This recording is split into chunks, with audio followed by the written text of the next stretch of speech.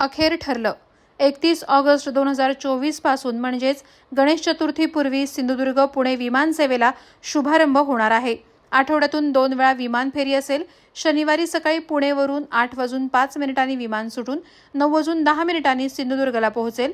सिंधुदुर्गवरून 9:30 सुटून 10:35 पुणे येथे पोहोचेल. विमान सेवा देणाऱ्या फ्लाय 91 कंपनीनं आपल्या अधिकृत साईटवरून प्रवाशांना ही माहिती दिली आहे. जीपी सिंधुदुर्ग पुणे या रूटसाठी अखेर विमानतळ प्राधिकरण आणि संरक्षण मंत्रालय यांनी परवानगी दिली असून गणेश चतुर्थीपूर्वी ही विमान सेवा फ्लाय 91 कंपनीतर्फे सुरू करण्यात येत आहे. सध्या प्रत्येक शनिवार रविवारी जीपी पुणे जीपी अशी प्रवासी विमान सेवा सुरू करण्यात येत आहे. याबाबत पुणे विमानतळ येथे स्लॉट उपलब्ध करून मिळण्यासाठी अडचण येत होती. याबाबत खासदार नारायण राणे यांनी हवाई मंत्री आणि संरक्षण मंत्री यांना पत्र पाठवून लक्ष वेधलं होतं. यानंतर 2 दिवसासाठी विमान सेवा सुरू करण्याचे आदेश देण्यात आले.